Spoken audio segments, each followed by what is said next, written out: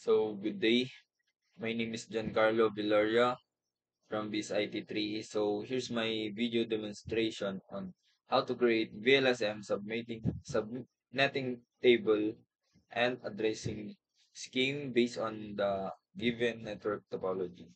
So, unahin natin is yung number of hosts. So, pinakamataas dyan is 900. So, 900, 900, then 765, 765, then 350, then 350, then 150, and 25, then 50. So, 50 is pinakalas. So, 3 routers is given niya is 2 na number of hosts. Okay na sa kanya yung 2. So, 2. Then, so, sa network address, paano natin kukunin is dito. So, copy lang natin. 192.168.0.0. So,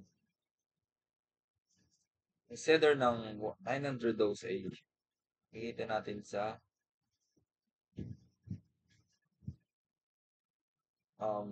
ito. So, ito yung close niya sa 1022 is close niya is yung 900. So, ang magiging consider niya is 22 slash 22. Then, theta is 0, 0.0.4.0. So, sa 765 naman is nagre-range din siya sa 1022. So, same lang sila ng setup. So, 2 then 0.0.0. Then, 350. So, 315 is 350 is nagre-range siya sa 510. So, ang magiging setter niya is eta is 510. So, magiging slash 23. Slash 23. So, magiging theta niya is 0.0.2.0. So, ganun ulit sa 150. Nagre-range siya sa 254. So, theta niya is 24. Then, setter niya is slash 24. Then, theta niya is 0.0.1.0. 24. Slash 24. Then, theta is 0.0.1.0. So, sa 125 naman is nag-range siya sa 126. So, ang magiging setter niya is 125. 125, then 0.0.0.128. Ito 8 tama. So, tama. Then, sa 50 is nag-range siya sa 62. So, magiging setter niya is slash 26, then theta 0.0.0.64.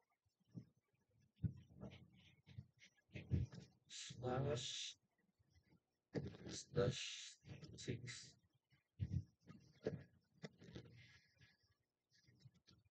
Twenty-five lang pala to. 26 na. 0.0.0.64. Check natin. 64 tama, then 26 tama. Then, sa 2 is slash 30. Then, theta niya is 0.0.0.0.0.4. So, same lang.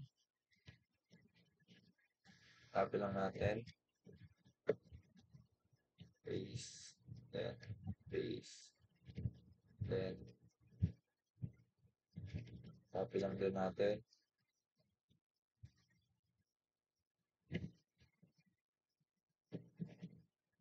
paste. So, yan kung paano nakuha yung Cedar and Theta. So, sa network addressing, sa network address is, kukunin natin siya sa pamamagitan ng pag-plus. So, ang magiging network address ng 765 host is 192.168. So, yung 0 is magiging 4. So, 4.0. So, repeat lang, 192.168. So, 4 plus 4 is 8.0. Then, repeat ulit, 192.168. So, 8 plus 2 is 10. So, 10.0.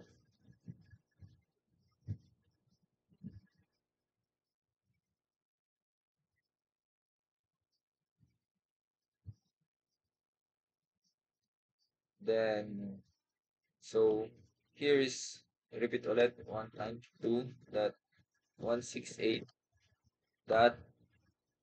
So, 10 plus 1 is 11. 11.0. So, yan. Then, so, yung susunod naman is, so, dito na tayo sa 128. So, copy lang natin to. Copy. Then, palitan natin ng 128. So, 128. Then, ganun ulit. So, sa 128 plus 64 is 128 plus 64 is 192. So, magiging 192. Then, repeat ulit. 192 plus 4 is 196. 196. Then, repeat. 192 plus 196 plus 4 is 200. 200. Then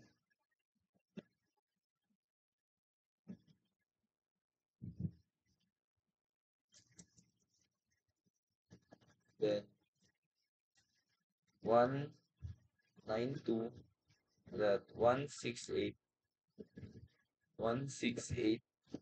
that 11 that 204. So, 4. So, ganyan kung paano nakuha yung network address.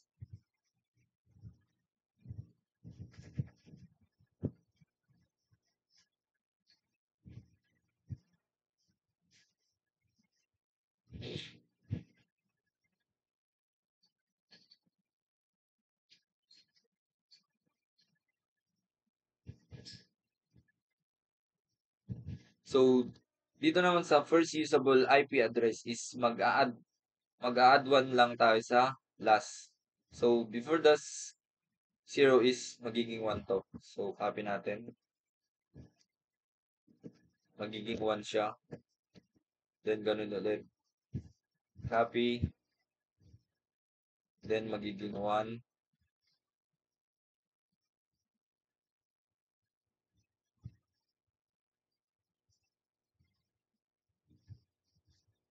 Then, copy. 1.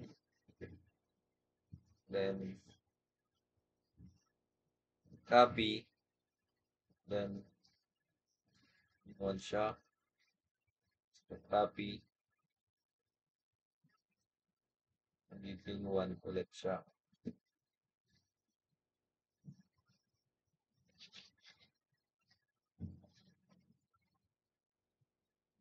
So, bali dito is magiging ano na siya, plus 1 ulit, magiging 129. 129. Copy. Gawin natin 9129. Then,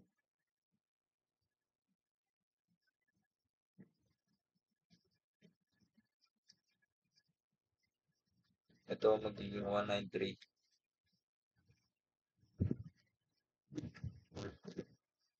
193.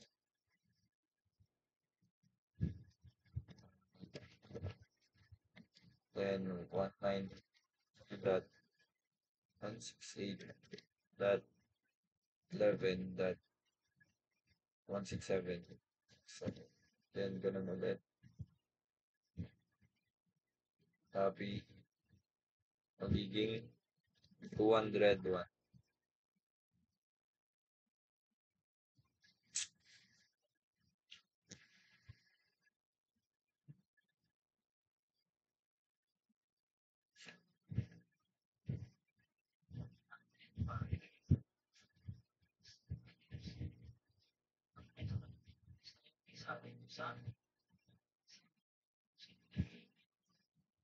So, dito is mag-increase tayo, magdi-decrease tayo ng isa.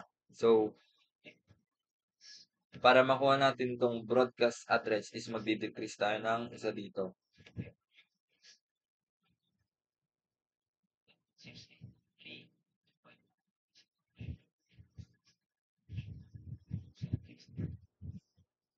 So, yung 0 is magiging 255 kasi siya yung pinakamataas before siya mag-move dito.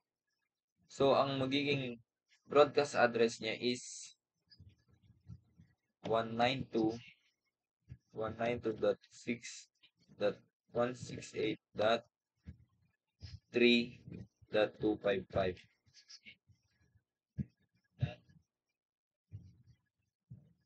So, repeat lang natin. 92.168. So, decrease tayo ng isa. So, yung 8 magiging 7.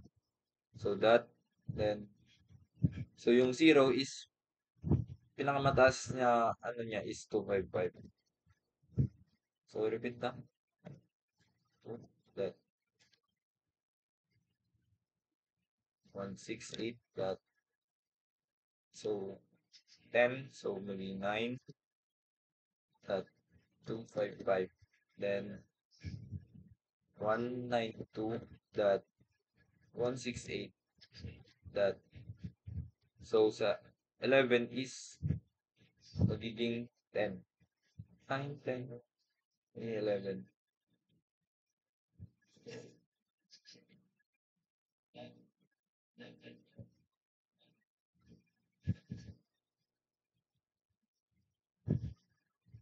So, sa 150 is magiging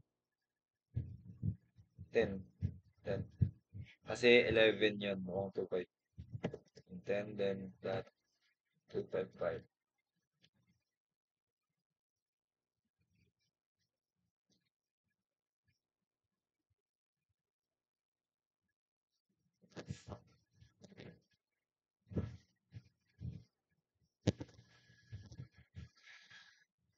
Then repeat 192.168.11.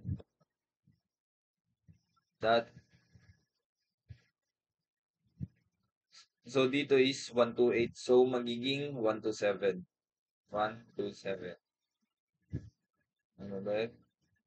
192.168.11.191. Tama ba?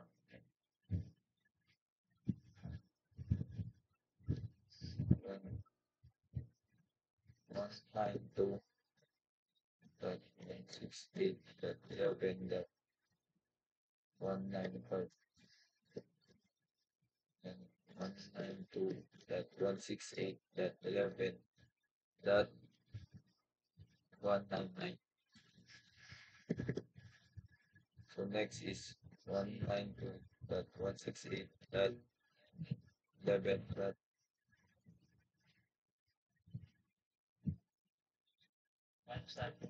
So that 203. So dito ako nag-minus sa 203.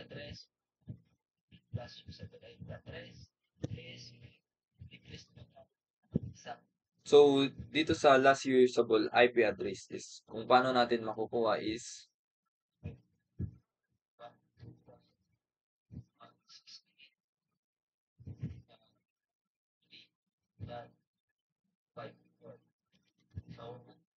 so dito sa last usable IP address is kung paano natin makukuha is dito magdi-decrease tayo ng isa. So sa 255 magiging 254.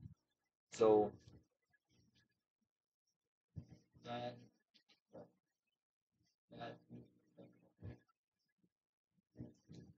192 dot 168 dot 3 dot 254.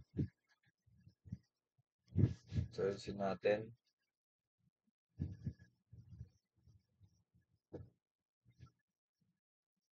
Then ganun ulit. 192 dot 168 dot 7 dot 254. Sumapin na lang natin para mas mabilis.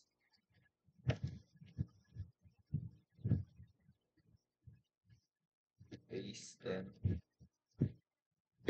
9,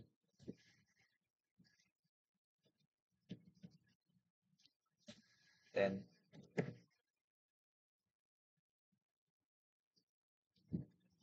11, then 10, 2, 6.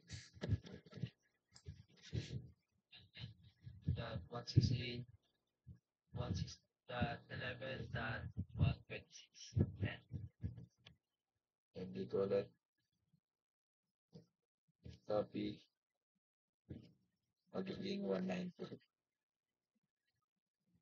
Dito, decrease tayo ulit ng isa. So, magiging 194. Then, 198. Tama ba? Then, 168. 11.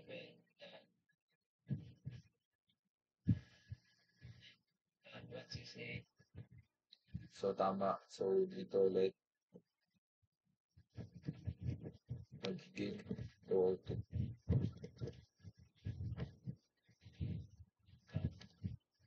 So, double check natin. Okay. Okay siya. Then, 92 ulit. So, next natin is yung addressing scheme.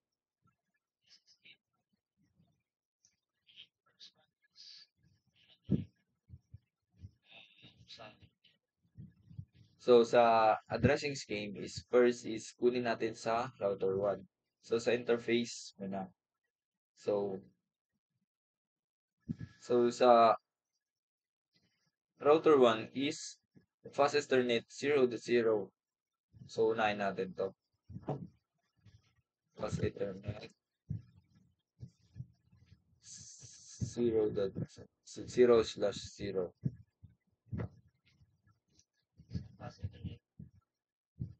So, sa IP address ng router 1 is 0.0/0. So, ang first usable IP address ng 350. So, sa fast ethernet 0.0 is yung host niya is 350. So, dito natin kukunin sa first usable IP address. 50 is 192.168. So, sa 350, number of hosts is first usable IP address niya is 192.168.8.1. Copy natin. So, dyan. So, sa subnet mask is kukunin natin sa dito. Sa subnet table. So, 350 is header niya is /23. So, ang magiging subnet nun is 23 is 255.255.254.0. 255.255.25 254.0. So,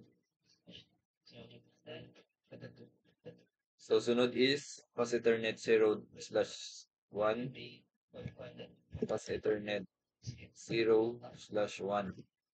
Then, IP address is the first usable IP address. So, yung host niya is 125,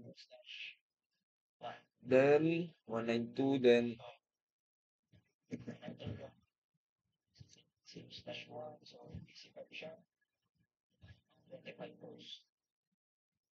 subnet mask. So, yung seller niya is 125. So, magiging 125 seller 25. So, 20 seller 5, 25 is 255.255.255.255. 255.255.255.128. So, check natin kung tama. 55128 seller 12. Tama. So, balik tayo sa diagram. Then, so, SE 0, 0, 0. So, SE 0, 0, 0.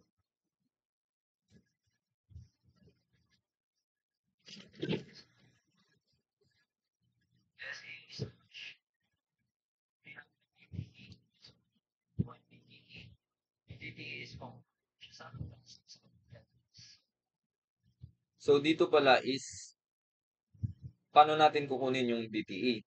So, kukunin natin siya sa last usable IP address. So, dito siya. Last usable IP address. So, ito siya. Yan. Paste natin.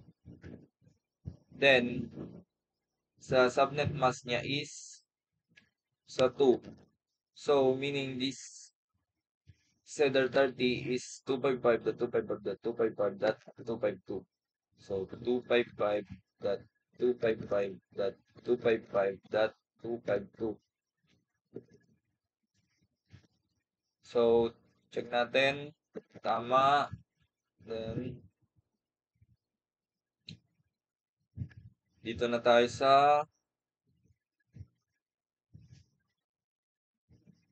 SE0/0/1. So, DCE. SE0/0/0/1. Then, router 1. S0/0/1 is DCE. So, para natin makuha yung DCE is first, it's like that. So, dito sa SE0/0/1 is yung first usable IP address. So, magiging is dito. Yan.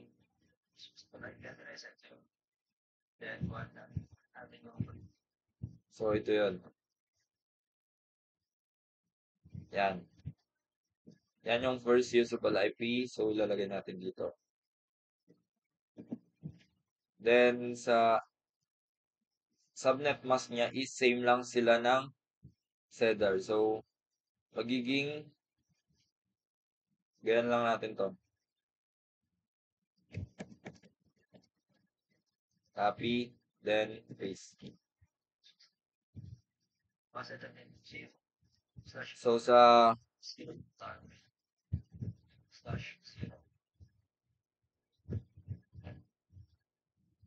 So, sa router 2 na tayo.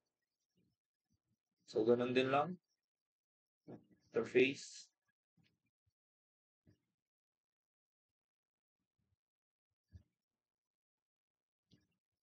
Yan lang ulit, no?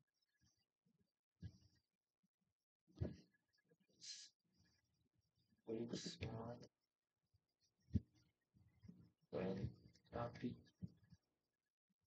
paste, then release, then run.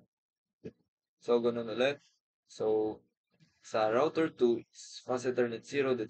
So, balik tayo sa diagram. So, router 2, fast Ethernet 0/0 is 765 hosts. So, magiging IP address ng fast Ethernet 0/0 is 765 is yung first usable IP address. Copy natin.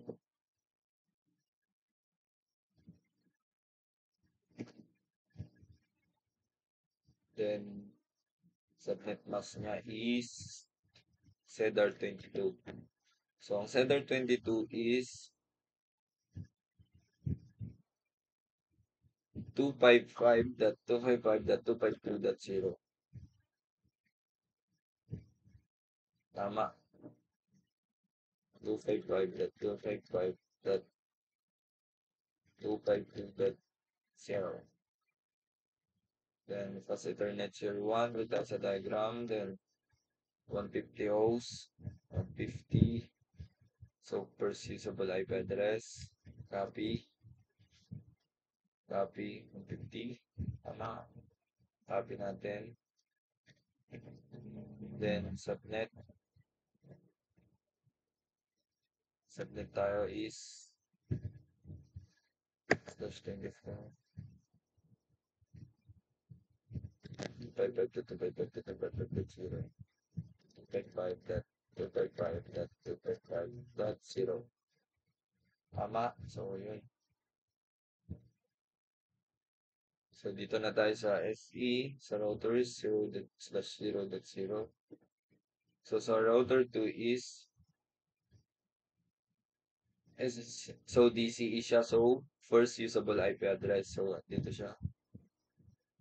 Tama ba?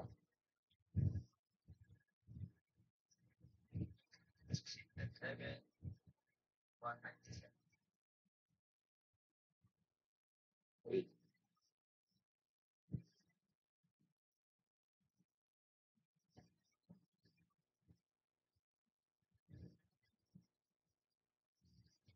Mali yung dito natin. So, magiging ano to? 197.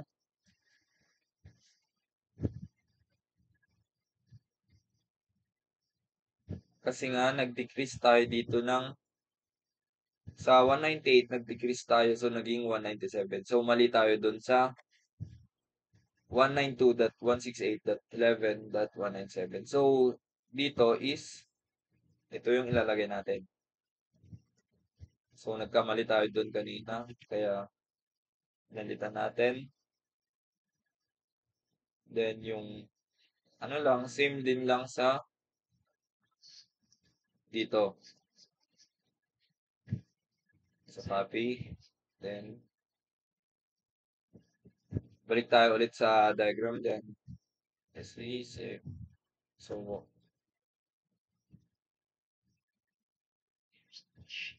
/1 is DTE. So,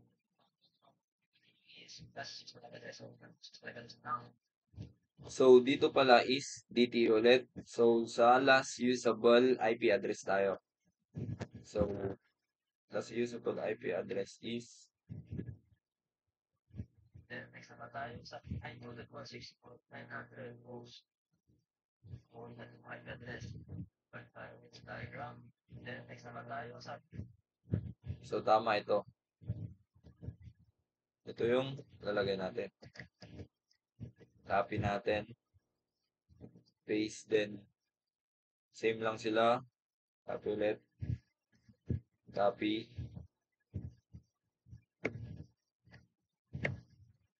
paste. Then, ganun ulit. Copy natin to.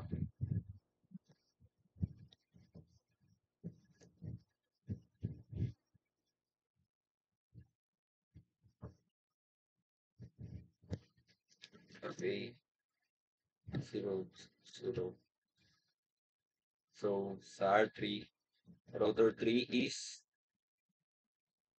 900 hosts. So, ito yung kukunin natin. First usable IP address. So, same process.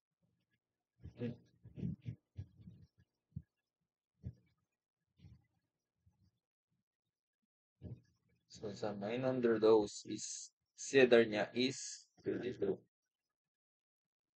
So, magiging 255.255.252.0. 255.255.252. Tama? Yeah, tama. Then, dot 0.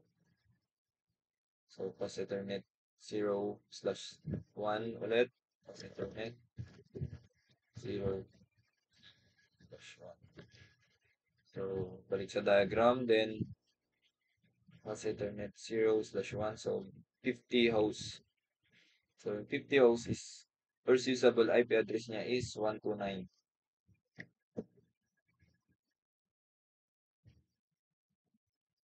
Then, 50. So, ang sender niya is /26. Then,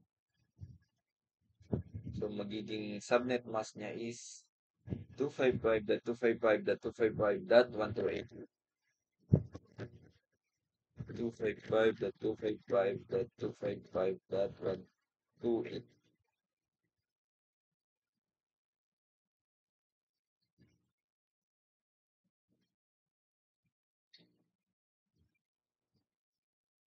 Ay, subnet mask niya is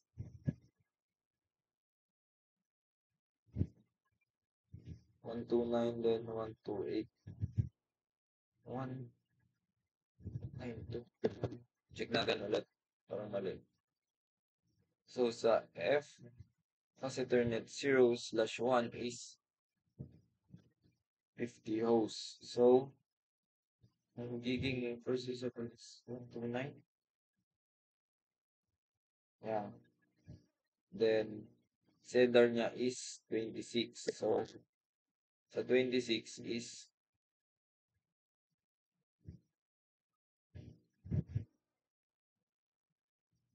ito 192. So, mali tayo. 192 dapat. 192. So, galin ulit. Sa router na tayo. 0, 0, 0. Copy na natin. So, dito is, ulit tayo dito.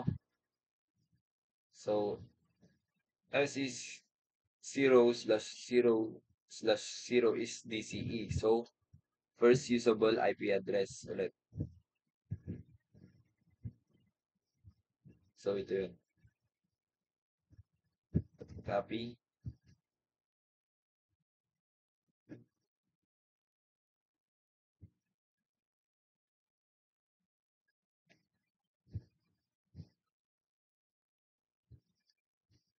Copy. Then, sa 2 niya. So, same lang sila dito. Copy natin. Then, paste.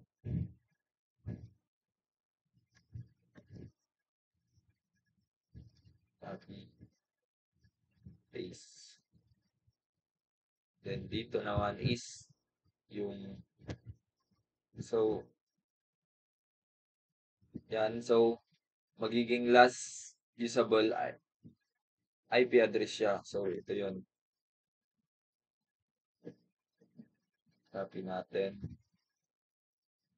Then, same lang sila ulit. Copy. Paste. So, yun yung pagkuha ng router 1, router 2, and router 3. So, dito na tayo sa PC.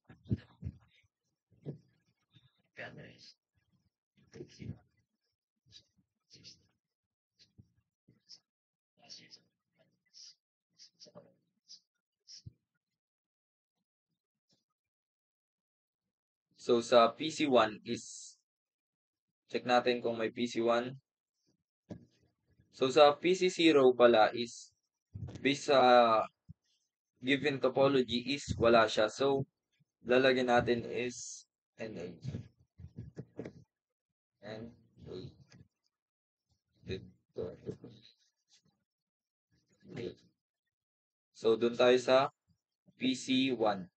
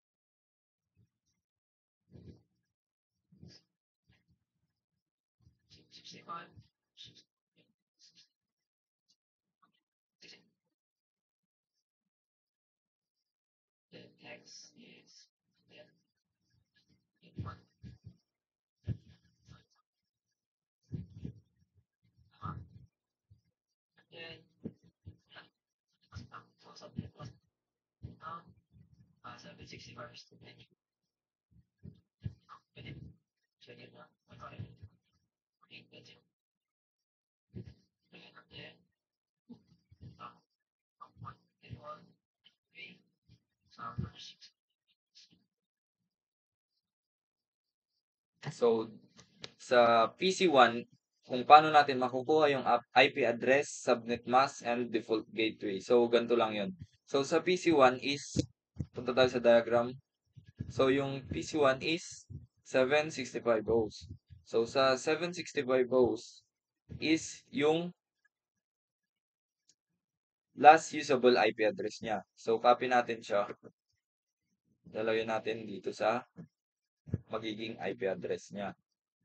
So, sa subnet mask naman is 765. So, seller niya is /22. So, /22. So, 255.255.255.252. So, ano lang din. So, nandito siya sa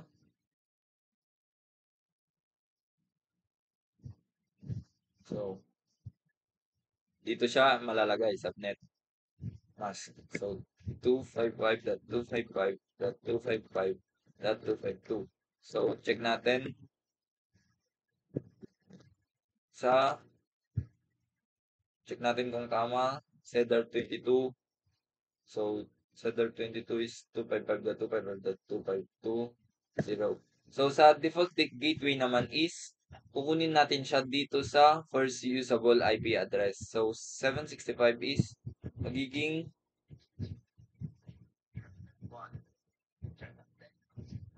tama dito. So, yan.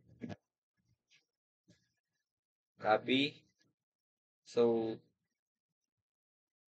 ganun yung pagkuha ng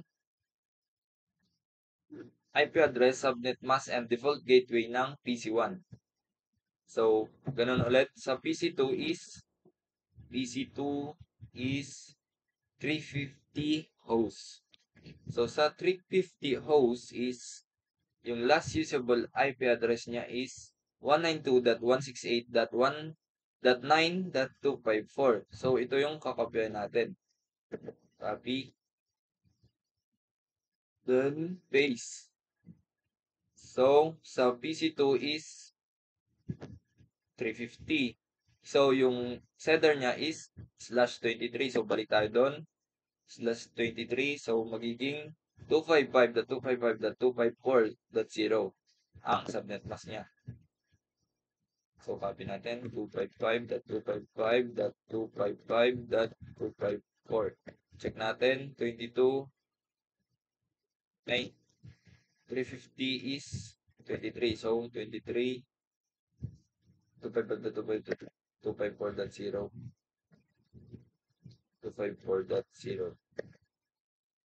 So, sa 700,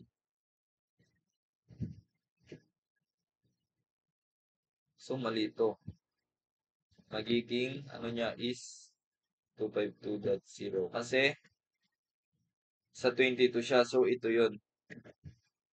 Yan. Then, 350, first usable IP address niya is ito. So, yun yung ikakopy natin sa default gateway. Paste. Yan. Then, sa PC3, repeat lang natin. PC3 is 50 hosts. So, ito yung 50 hosts niya. Number of hosts, so 50. Then, last usable IP address. Copy. Paste natin sa IP address. Paste. Then, tama ba? Yeah, tama. Then, so sa 50, meron tayong 26 sa Cedar. So, Cedar 26, 26. So, ang magiging subnet mask niya is 255.255.255.192.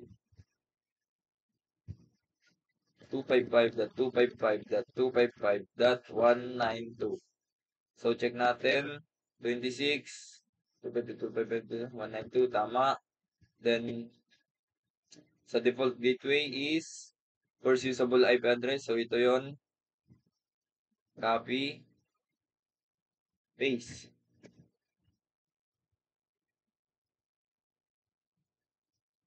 Ah, tama. So, sa PC4 ulit, PC4. So, 150 host, number of hosts, 150. So, ang magiging IP address niya is yung last usable IP address. 150, copy natin. Copy, paste. Then, sa 150, sa PC4, 150 host. So, yung setter ng 150 host is 24. So, ang magiging subnet mask niya is 24.255.255.255.0.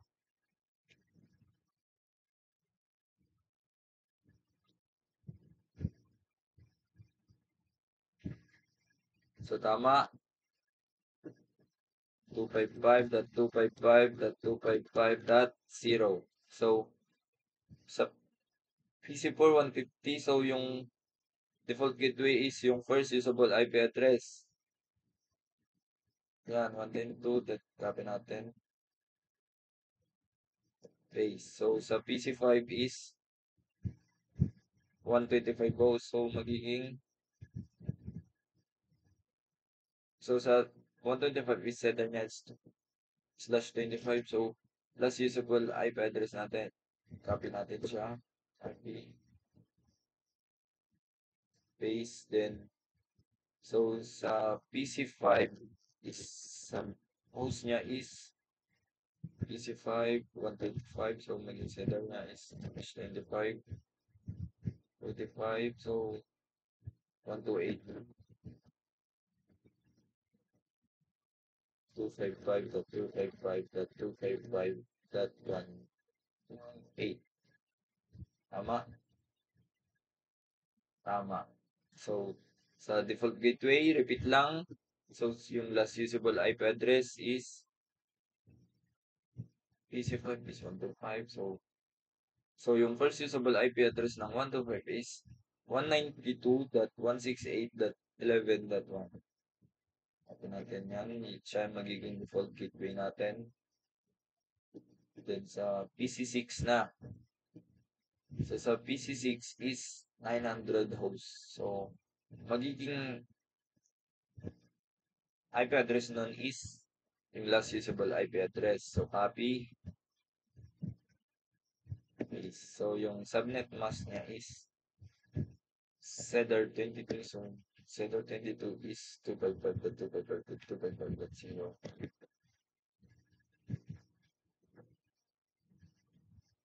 252.255.255.0. Check natin sa 22 is so tama.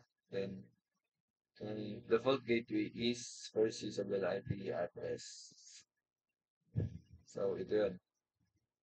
Copy, then paste. So, check natin, double check. So, 92. Check natin